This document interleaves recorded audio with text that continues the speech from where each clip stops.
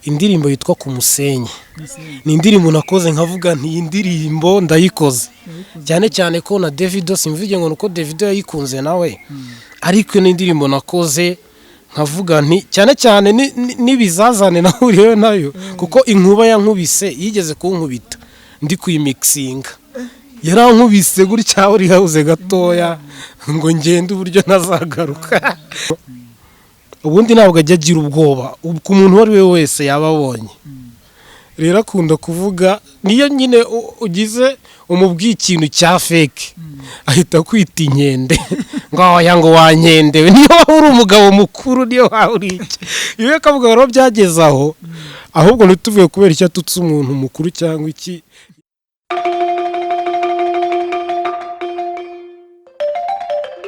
Shout out to my people, ndabasuje cyane. Iyi ni Kigali Source TV nk'ibisanzwe. Nkuko mubizi ibintu ari for bo. Uyu munsi ni poa cyane ndi kumwe n'umuntu ukomeye cyane wakoze ibintu bikaze cyane muri iki gihugu cy'u Rwanda. Benshi baramuzi cyane kandi nkeka ko abatamuzi ari bo bake.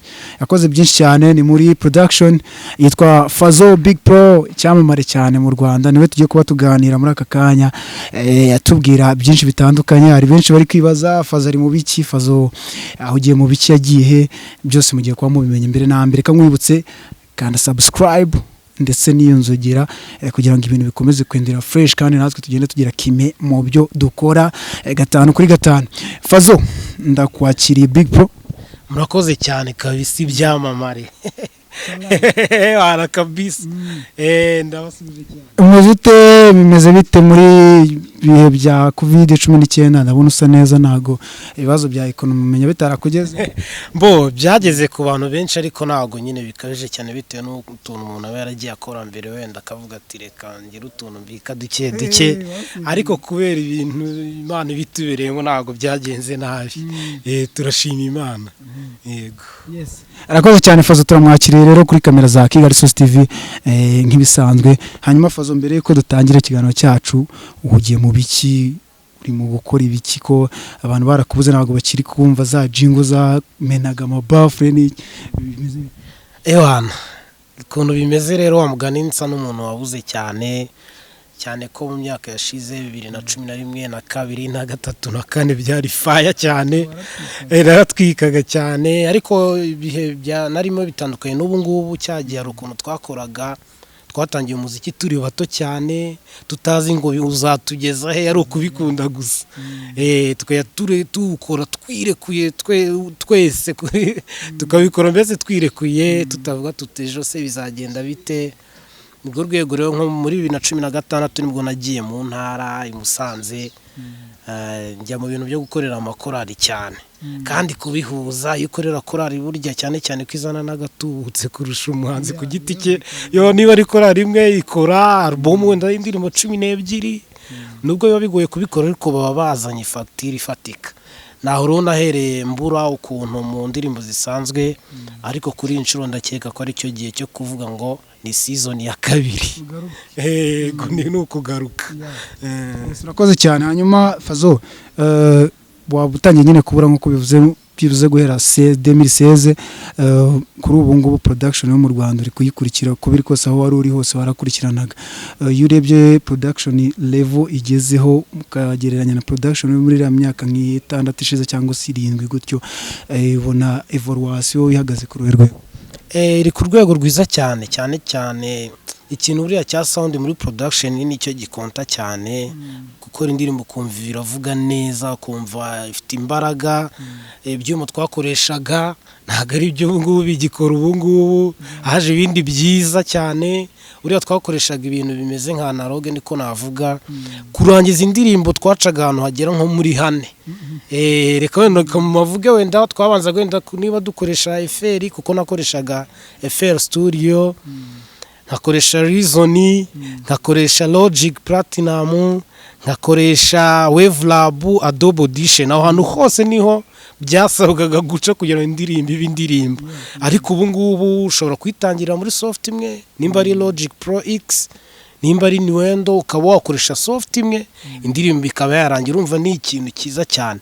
Haje rero ikoranabuhanga rikabije, cyagiye ibintu bya YouTube ntabwo twabikoreshaga nyine, ariko bisigaye biriho bihemba abantu. Urumva rero ko biratandukanye cyane no kuva mu muziki wa cyagiye, biratandukanye cyane n'uyu munsi, kuko uyu munsi uri ku rwego rushimishije kurusha uwo twakoraga cyagiye. Yego, harimo ikoranabuhanga cyane riteye ubwoba.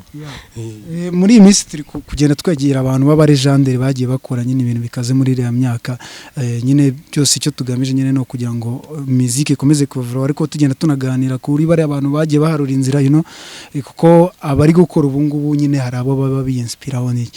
Muri kiriya gihe we production ku giti cyawe n'izimboga wahuraga nazo zari umunsi wa mbere winjiye muri studio byari bimeze biti? Ubundi natangiye production wenda reka mera aho ngaho, byari ibintu bigoye cyane cyane ko mu by'ukuri nagiye muri production ntazi ko ari icyo kintu nzakora, kubera ko nabanje kuba umuhanzi. Nari umuhanzi nkabona ukuntu indirimbo ziri gutinda mu studio, ndarakara, ngira uburakari navuga bwiza, ndavuga kubera iki ntakwiga production ngo nye nikoreraho kuyonge nirirwa inyuma y'aba producer n'iki. Nuko natangiye rero mbyiga, birangora birananiza cyane, cyagiye byari binakomeye, yumvise inzira twacagamo kugira indirimbo ikorwe. Kandi icyo gihe kubera no ntabwo twajyaga kuri nuza cyane ngo twige, haba kuri YouTube haba n'ahandi hantu, byasabwaga ko wenda wajya nko mu ishuri runaka cyangwa se ukareba umuntu wabyize wundi akakwerekera, kandi icyo gihe yaravuga ati uyu muntu nintabimwereka n'ubundi ntawe ari bubikure, bigoranye ko umuntu yakwereka ikintu, byari bigoye. Nuko rero natangiye nkora production, nuko nabitangiye, ahubwo ubwo ngubwo nibutse ko nari n'umuhanzi sinzi impamvu nakomeje kuririmba. Mwese byari impano ubundi wenda yo muri famille, hari njya numva amakuru nyahagazeho neza, ariko numva ko ngo mu bisekuru byawe yanyari harimo abantu bari bakukaze cyane mu muziki wo hambere. Nibyo cyane. Yego, ni mu bintu nyine byerekeranye nyine n'amakorari. Nka mama wanjye aririmba muri Rehoboti n'ubu ngubu n'amagingo. Urumva rero mpereye kuwa hafi, urumva ni ikintu gikomeye cyane ndetse niwe mfatiraho n'urugero kugira ngo mbe nabasha kuvuga nti ndaririmbye, niwe wanyigishije ibintu by'amaruto, kuko nanjye natangiye ndirimba muri korari gutyo. Nawe rero natangira ibintu byo kuririmba cyane, nuko ko umuziki waje. Yego. Hanyuma muri production ya kiriya gihe ni wowe mu producer wari uhagaze neza, wifuza ko hari ibyo wamwigiraho bitandukanye? Mu producer witwa Rick muri bya bintu nakoraga umuziki, numvaga ari mu producer, numva nshaka kugera ku rwego nibura rwe, bitewe nuko niwe wakoraga, nkabona akora ibintu yabishyizeho imbaraga cyane, yakoranaga nyine imbaraga cyane ku buryo bufatika, ku buryo wabonaga ko production aricyo kintu cya mbere yahaga umwanya, aricyo ntatinya kuvuga ko nicyo kugeza n'amagingo ubu aracyakirusha aba producer 90%. Usanga ubu ngubu umuntu akora production kugira ngo wenda ahitinge, niko navuga rimwe na rimwe, ariko we yakoraga production ayikunze, yamuzanira amafaranga itayamuzanira, ariko nyine yaranayamuzaniye hamwe no kubikunda. Niyo mu producer nakundaga cyane, nkifuza ko niga ku bintu bye, ariko mbere ho gato ya wenda yuko mumenya, ano producer nakundaga nyiri n'umwana witwa Aaron Tunga. Aaron Tunga uri yakoze indirimbo nyinshi cyane, uhereye no kuri iyi ngiyi wenda reka twe kuvuga n'inyarwanda zo ni nyinshi. Kigoma iyi ngiyi, Kigoma abantu bazi niwe wayikoze, nereka dutigite rwose. Iriya urumva kubera kozwe n'umunyarwanda, navuga wenda nta munyarwanda wayiririmbye, murumva n'indi ntambwe ishimishije nabonaga nyine yagezeho cyane, nkifuza kumera nkawe rero. Noneho rero ndavuga uriya ni umusaza nyine, ntago turi muri generasiyo imwe, mpita ndeba muri generasiyo imwe wenda niko navuga, nubwo batubanjije kubanza gukora, mpita nkurikizaho Rick rero n'urwo rwego nifuje gukora ibintu nk'ibye, kumera nkawe, gutyo mu byiza akora nkamera nkawe niyo mpamvu nabyifuje.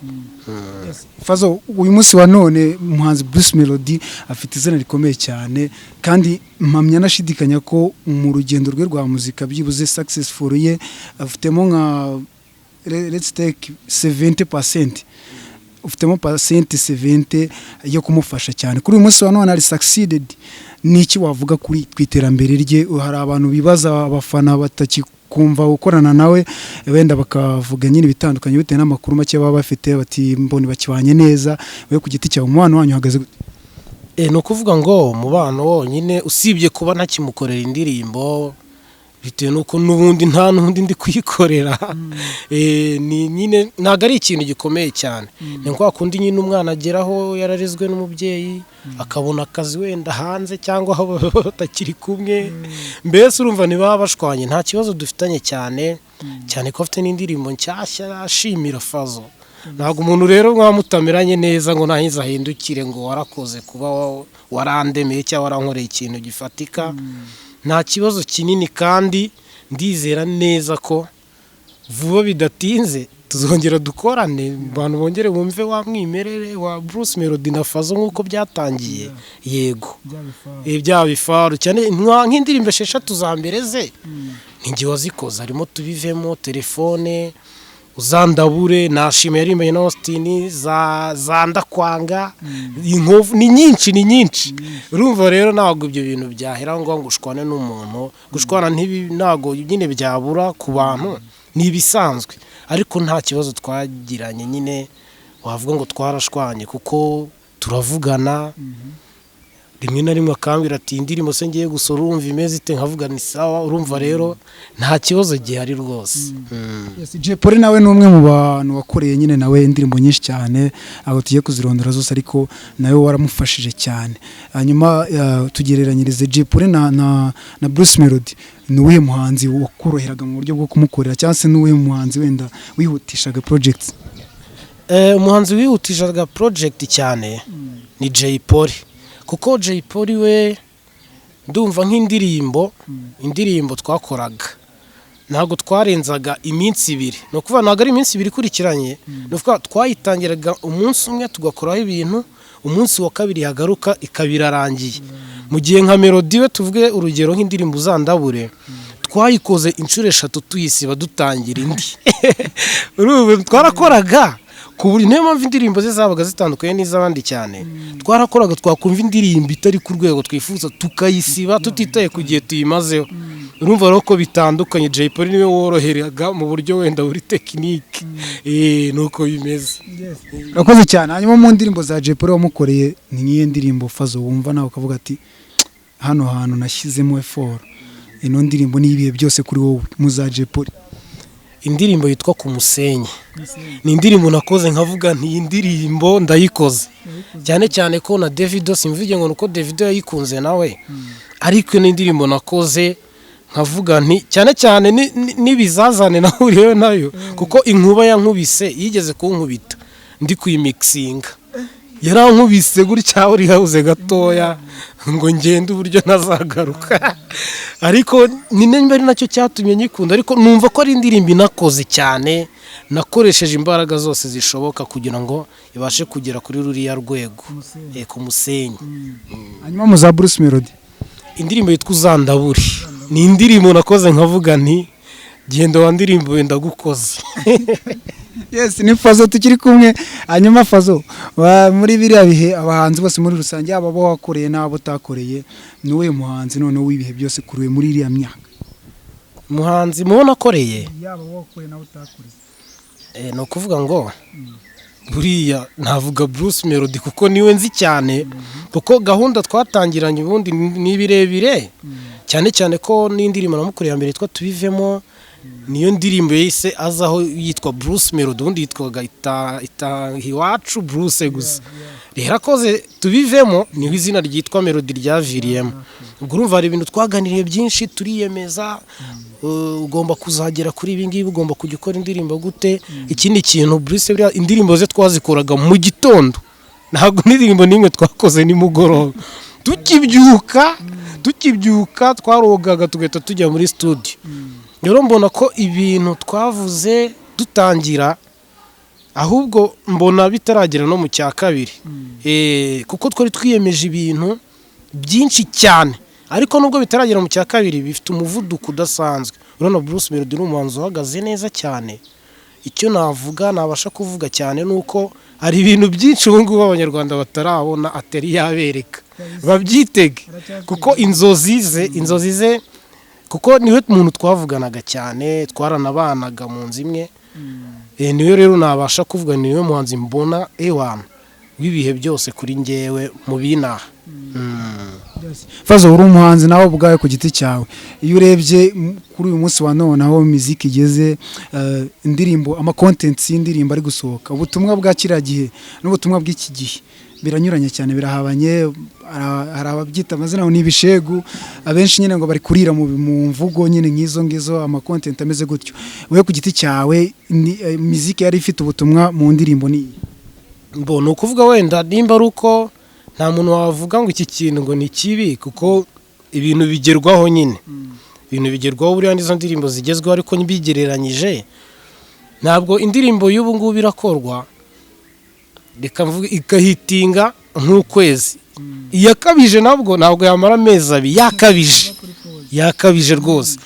Ni ukuvuga ngo rero uko biba bimeze, indirimbo za kera zari zifite amagambo akomeye arimo ubutumwa akakaye. Tuvuge nk'indirimbo, iyo wumvise nk'indirimbo tuvuge Ikosora ya Jay Polly jyaho kumva bingana iki ya Green P, wumva ko ari indirimbo n'ubu wakumva wayumva bitandukanye na zino ndirimbo ujya kumva ukumva ngo umunamba iriya ndirimbo ni indirimbo nyine zifite umudiho, niko navuga izize muri iyi minsi. Ariko kuri njyewe ubutumwa bufatika cyane ni indirimbo baririmbaga kiriya gihe. Si nabo bahanzi gusa, iyo wumvise indirimbo wenda Inkoramutima ya Meddy itandukanye wenda n'indirimbo wumva aririmbye ngo Aditopu wumva bitandukanye, wumva ko Inkoramutima irimo amagambo akakaye meza kandi anoroshye, arakakaye ariko aranoroshye, kandi n'indirimbo nyine n'ubu wayumva. Ni ukuvuga ngo ubutumwa bw'iyi minsi bwo ikintu nabonye ntago bumara igihe, kandi abantu barebye neza indirimbo ziri gusohoka muri iyi minsi z'abahanzi baririmba buriya zimeze nkaho zifite amagambo amwe, usibye ko bahindura wenda ngo yitwa Umunamba, amatayito yayo indi akayita ngo Igare, ariko iyo ubyumvise wumva bivuga ikintu kimwe, ntibisobanura ikintu kimwe. Yego, urakoze cyane. Hanyuma Fazo, muri iyi minsi nyine ni nayo mpamvu turi gushaka abantu b'abarejanderi cyane kugira ngo twubake, tugamije kubaka, kandi burya ngo kugira ngo ukire indwara urayirata. Hari ikibazo cya drugs generation yabo nyine, ubwo ndavuga industry muri rusange, muziki, abahanzi bakiragiye, hari abahanzi batakiri kugaragara, kandi ntekereza ko gusubira inyuma kwabo nyine harimo koko nk'uko bivugwa ibiyobyabwenge. Drugs, we ku giti cyawe uhamanya n'abantu bavuga ko muziki kuba abahanzi bamwe namwe batateye imbere bakiragiye ari drugs? Ntabwo ari drugs yonyine, ariko na drugs zirimo. Impamvu ngiye wenda reka nsobanure n'impamvu ko mbyumva impamvu. Muri iyi minsi umuhanzi kugira ngo aze wenyine abashe gukora ahitingi wenyine biragoye, ndakeka ko bigoye, ntabwo ari nko muri cya gihe. Nuko muri iyi minsi umuhanzi asigaye afite abajyanama benshi, ari ushinzwe kumukorera iki, ufite iki ngiki, ugira iki, bikabasha kuba byabarinda kwinjira muri uwo murongo w'ibiyobyabwenge. Hanyuma rero kera umuntu yarazaga utuvuguranyije segonderi cyangwa ugize iki, uraje urimbye indirimbo imwe isihitinga, nta muntu kugira inama ufite, ukaburasaze ukaburasize, nta team work ihari, ukabona ahantu bagukubise 500,000 kandi niwe babihaye gusa. Ayo mafaranga aje nta kintu wayapanze ngo ndayamarisha iki, nta plan ufite wenda uvuga ati se ndiko ndi gukora amafaranga azajya azanzanya nyakoreshane, agahitamo rero kwinezeza akarenza urugero, akaba yanywa ibyo biyobyabwenge, harimo kunywa urwo rumogi, hari ibyo numva bavuga ngo ibati ngo ibati riba gutyo, ugasanga mbese hari n'ikindi kintu no kunkorega inzoga nyinshi ukarengera nayo iba yabaye drug nyine ku giti cyawe kuko hari ibintu byinshi ikubuza gukora. Rero nkeka ko ariyo mpamvu gusa kuri icyo ngicyo drugs ziri mu bintu nibura bibiri bya mbere bituma abahanzi bo muri ya minsi barabuze. Abenshi bari mu magereza, abenshi bahagize nk'iwabo. Urumva rero ni ikibazo gikomeye, birababaje cyane. Iki kintu rwose ni ukugerageza kugikosora cyane ku bahanzi, dore turi kugenda tubura abahanzi b'umwimerere kabisa. Urakoze cyane. Hanyuma hari abantu batari bazi kuri umuhanzi Fazzo, tucishirizeho akaririmbo kamwe mu ndirimbo zawe mbere ko dukomeza. Use simeruka no kurepeta se ndaririmba kahera kangiye nikundiraho turirimbo two mu gitabo umunsi mwiza nibuka nuwona kwe mereyeho wambereye mucunguzi ngo nkwize ibyawe nishimye nsingize Yesu wanyo. Fantastic, akoze cyane. Yes Fazzo, turacyari kuganira. Hanyuma noneho kuri ubu ngubu Fazzo uherereye he, uri gukorera muri studio, imipango nyine hari ni ubu ngubu nari maze iminsi ndi mu studio menshi. Hari indirimbo ariko nubwo mperuka gukora kera yenda ariko abantu bavuga hari indirimbo zisohoka ariko mba narangije. Tuvuga indirimbo ya Niyo Bosco ya mbere ya iyi ngiyi ubigenza ute, ni ngewe wayikoze. Nakoze nyine kumwe bavuga ngo ku mixing na mastering. Power nshyashya Mr Kagame, ni indirimbo nyinshi izitwa Ariza Karfani, hari iya Karfani ubwo ni Brenda, ni nyinshi. Hari indirimbo nyine ndangiriza abantu nyinshi. Nuko wenda nari maze igihe ntafite studio, wenda mbihuje n'icyo kibazo. Ubu studio nayibonye ngiye kujya nkoreramo yitwa Kigali Records.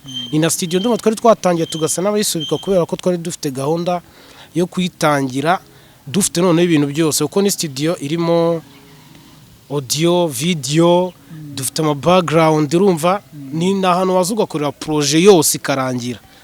Wenda ubwo butani haboneka akanya tuzanabereka wenda rwose tuzabereka tubereke uko bimeze. Ni studio twa Kigali Records.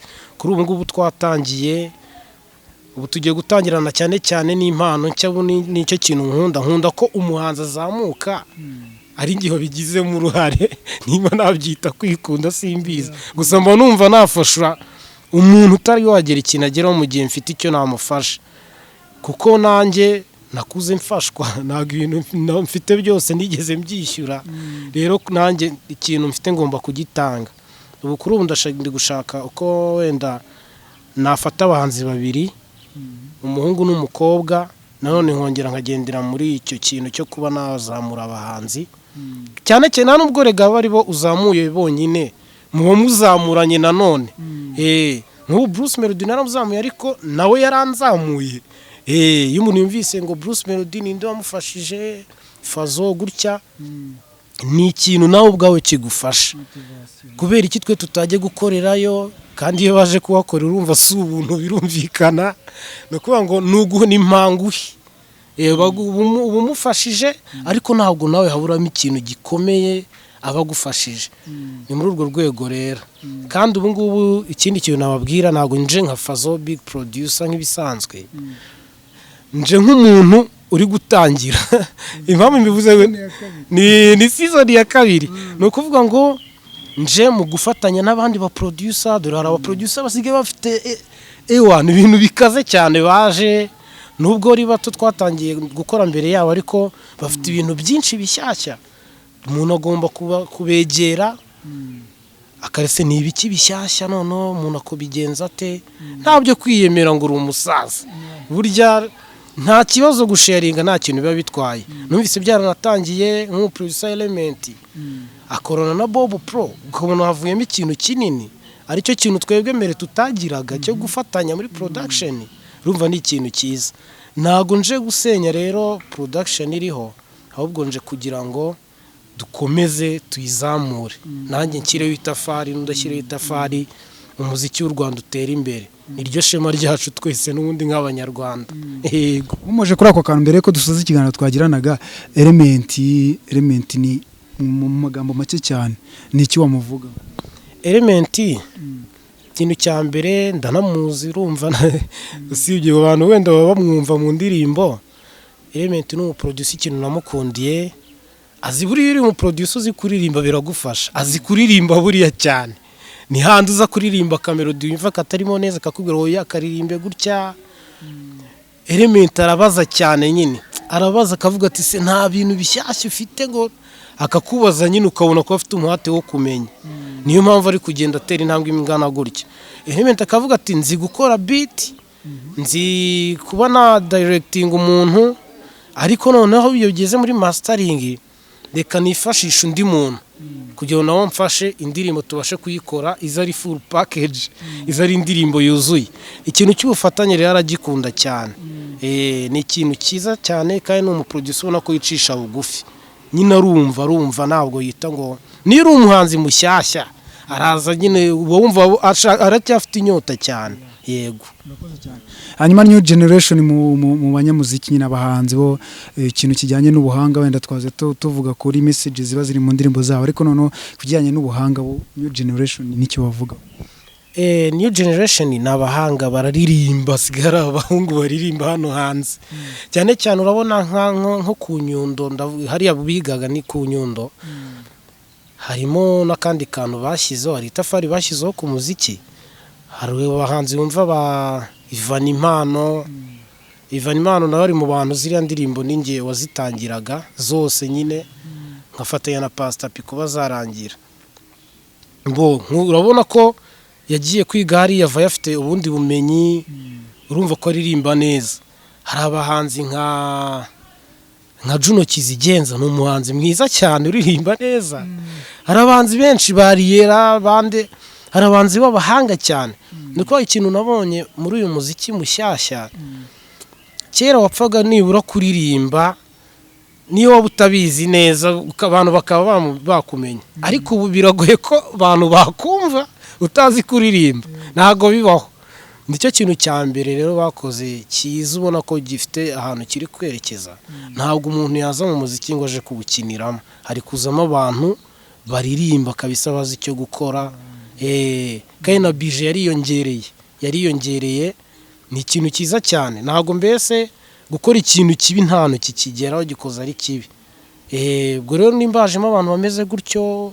bafite impano zo kuba baririmba bagakubita ama live ni ikintu ubona gishimishije cyane kandi tugikomeze tuzagira ahantu tugera urakoze cyane Fazo Big Pro Kiza Big Fazo niwe twaganiraga hanyuma mbere ko dusoza kuri Kigali Sauce tugira igice cyitwa mbwiza ukuri aho tugenda tukubaza ibibazo bimwe na bimwe privately byose uri tayari ndi tayari ntari rwose urakoze cyane Fazo umunsi wa mbere ugerageza gutereta umukobwa byari byifashe gute wiyumvisha ute nabanje kumara iminsi myinshi hari umukobwa nakunze ikiza nuko utambaye izina wenda da nta kibazo hari umukobwa wa mbere nakunze bitaga Soso naramubonye ari mwiza ndavuga se ndamuhera he ni nawe mukobwa wa mbere nyine birumvikana uko bivuze ndamuhera mfite isoni za danje nkamuhamagara se twahuriye ahantu runaka nkahimba stories zitabaho nabuze ibintu mubwira nyine ku buryo ntago nigeze musaba ngo dukundane byahise byikorera ati uyu muntu ibyo byose arankunda nubwo agira isoni zo kubivuga nuko nyine ntabwo twigeze tuvuga ati ngo zabitekerezeho ejo twashidutse nyine dukundana urakoze cyane hanyuma since utangira nyine career yawe ya production kugeza right now ni iki Fazo financial ni iki wungutse niye mitungo wibitseho yavuye muri career yawe nta mitungo cyane navuga ngo umuntu yibitseho cyane cyane ko nagusobanuriye ni twatangiye dukora bikaze ariko utwo tubanza nkatungaye ntitwabura nta kadasitire wenda umuntu afite ariko hari ibintu basibye bishobora gusevinga umuntu mbese ku buryo utabaho nabi cyane ubwo urumva ibintu by'ibibanza ntibyabura hafi aho ngaho ka kantu bavuga ati karagutabaye akamodoka ariko ntikaraza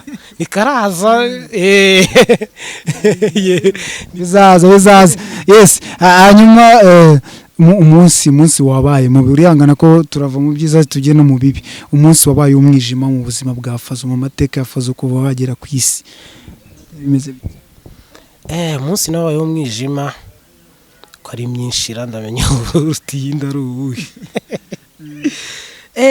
ni umunsi nari mfite kazini wanjye wankundaga cyane noneho ubwo ngubwo mu 2000 nari umwana cyane ariko ubundi nabaga nzi ko ari we mama so kuvuga ngo na mama yari ahari ariko nabonaga nyine ari we mama wanjye cyane kubera ukuntu yankundaga cyane yakundaga kujya hanze akanzanira utuntu mu bambira akaba ari njye aheraho noneho mu 2000 nibwo yapfuye banza kuvuga ibyo gupfa nta nibyo nari nzi ngo umuntu yapfuye birumvikana mbona bigisiriye najya mukuraho nkabona ntari kuvuga rero narababaye bya hatari ariko biza gushira nyine nsanga byose bibaho mu buzima ni ako kantu kambayeho cyane kurusha utundi suri cyane ndagukomeje hanyuma akabazo ka nyuma ni iki kintu utazibagirwa kuri Jay Polly umunsi mwari studio nakaye kantu utazamwibagirwa kaba karagusekeje mwa muri studio cyangwa mwa muri ahantu quelque part muri kumwe Pero kuvuga ni wa muntu ubundi ntabwo ajya agira ubwoba ku muntu uwo ari we wese yababonye rero akunda kuvuga niyo nyine ugize umubwiye ikintu cya fake ahita kwita inkende ngo wanyendewe niyo waba uri umugabo mukuru niyo waba uri iki iyo akavuga rero byageze aho ahubwo ntituvuye kubera icyo atutse umuntu mukuru cyangwa iki yajya akavuga tugaseka byatari ni ako kantu kakunda kudusetsa hari n'igihe nanjye yabinyitaga ngo hoya ngo wanyende we nacuranza akantu kakamurenga yageze akajya gakoresha no mu kintu cyamurenze cyiza ngo urabona ino nkende bazi bicuranze kakadusetsa cyane kandi ni umuntu ntabwo Jay Polly yarikodingaga indirimbo rimwe yarazakarikodinga ko yakunda kurikodinga ariko ufite akantu ko kunywa cyane rero yararikodingaga ibintu byose urumva mu gihe ijwi ryaba ritangiye gucika intege nk'umuntu uri kunywa akantu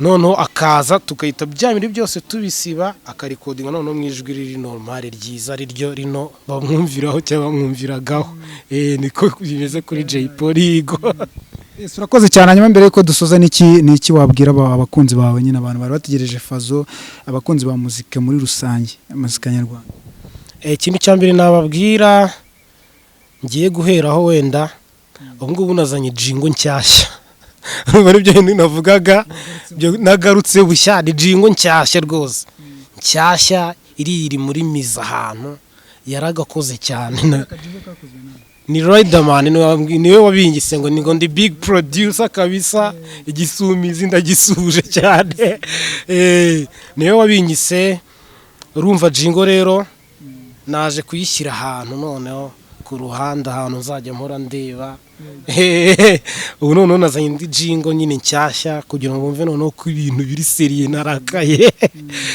ikindi nababwira ubu noneho ni ukuza umuntu aje bya nibyo kubura oya ntabyo kubura ubu no gutangira nyine kuba indirimbo abafite impano batangire banyegere ariko murumva ndi gushakamo babiri sindababona abo babiri navuze ubwo babiri ubwo mwese mbifurije amahirwe ariko babiri nibo dushaka murumva birasaba imbaraga nyinshi cyane yego ikindi kintu wa mugani nikira ikindi kintu wenda nakwisabira urumva abakozi banjye mbasabye wenda ko banshyigikire nibo bajyanama banjye bakuru nisi iyo batabaho ubundi ntago nta muntu uri kumenya ngo Fazo ngo n'uyu nguyu nuko bumvise ibintu byanjye bakavuga bakabikunda bakanshyigikira kugeza ahantu ngeze n'ibyo bindi bizaza biriya by'imodoka n'iki si ko atari bitari ibintu nkunda cyane by'ibanze ni gake gake n'ibyo mfite nibo batumye mbibona so bakomeze rero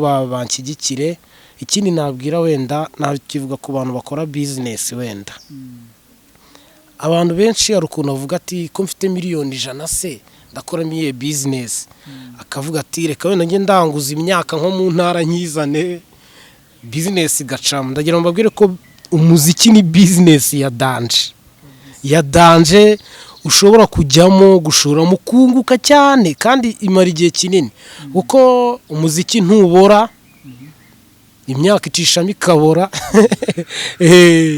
ariko umuziki ntubora ni business nk'izindi n'ubundi nabo bagerageze gushoramo amafaranga kandi byagiye bigaragaraho umuhanzi asigaye kampani imusinyisha ikama miliyoni 50 ba Brice basigaye bayafata n'abandi benshi.